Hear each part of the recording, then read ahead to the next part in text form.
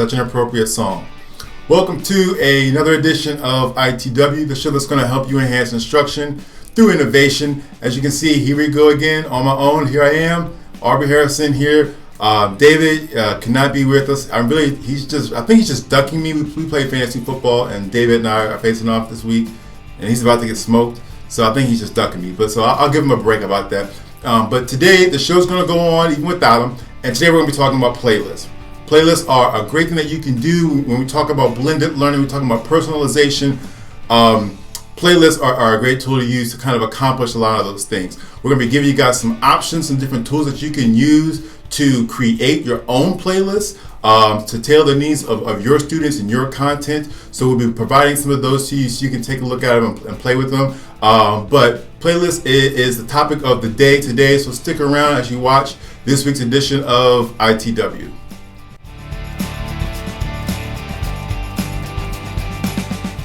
So this week we're talking to you guys about playlists, and today we're going to try to show you some different ways, some different options that you guys have for creating your own playlist and then making it available to your students. One of the great things I want to point out about playlists is the pace of it. I really like the fact that it gives me the ability as a teacher to deliver content to my students, but it gives my students the ability to learn that content at their own pace. We have students who, for example, I'm going to just give you an example here. We have student D, we're going to call him student D, who is an underachiever. He really struggles. He has to watch things and read things over and over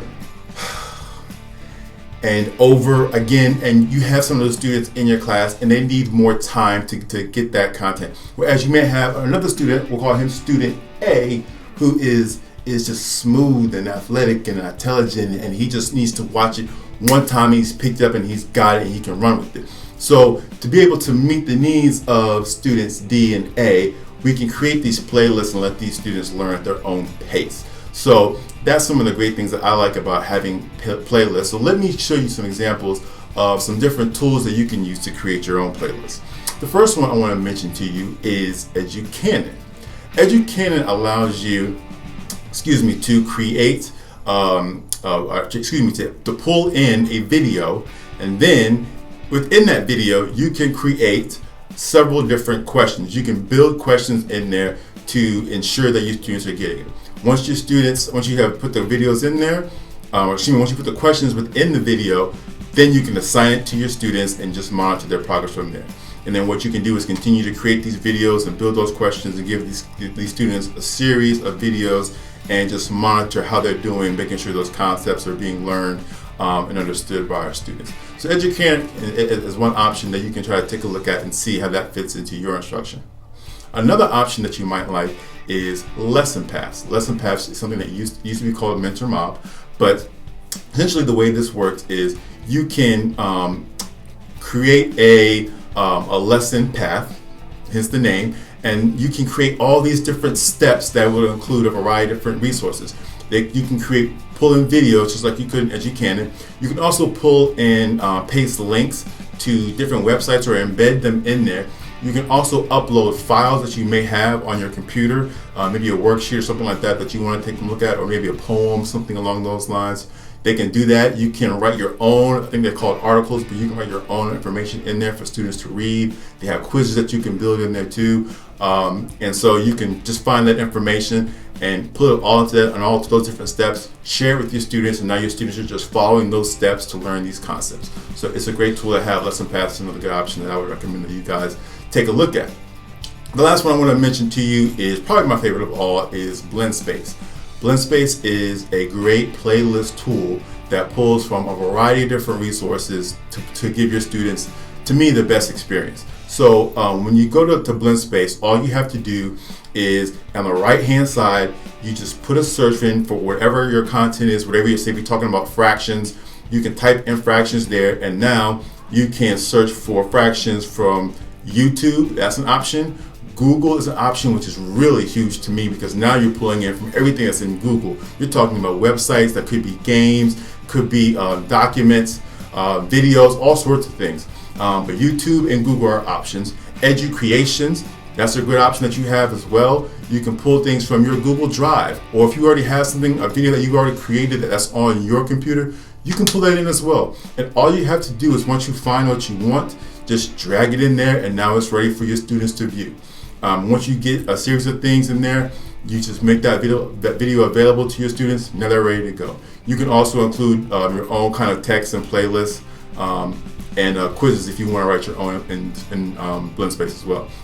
What I also like about some of these options too, particularly with Learning Paths and BlendSpaces, there's BlendSpaces and Learning Paths that are already created that you can just search for. You don't have to create your own. You can find one that are already done and then assign that to your students. So it'll really reduce the work if you can look for some of those as well. But those are just a few options. There's other ones out there, so of course you can take a look at those. But I just want to recommend, these are some 3 ones that you might like, that you might be able to implement into your classroom. So check out either EduCanon, Lesson Paths, or BlendSpace the next time you guys want to try playlists in your classroom.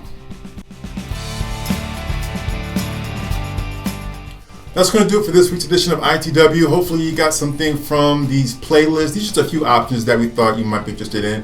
So try one of them out to see what you like.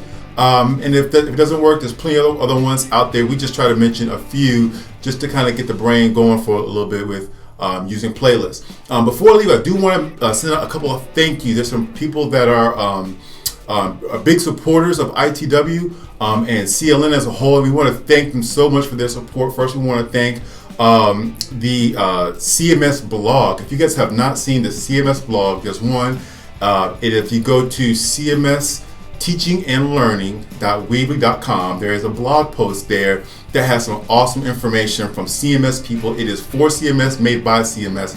We were fortunate enough to be given the opportunity to guest post.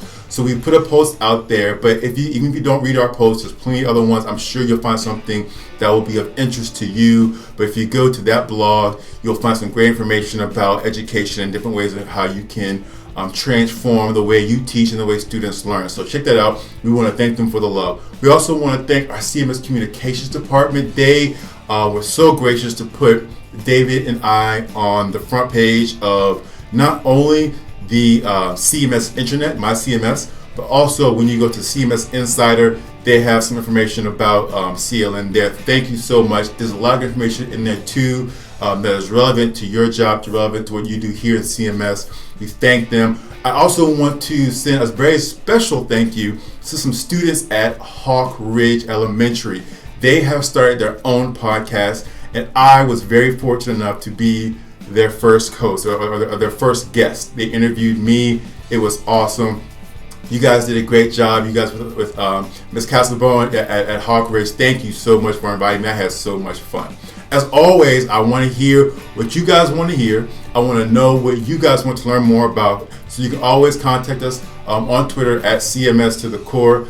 And you can also send us an email at cln.cms.k12.nc.us. Well, that's going to do it for this week's episode. Make sure you stay tuned next week for a brand new edition of ITW.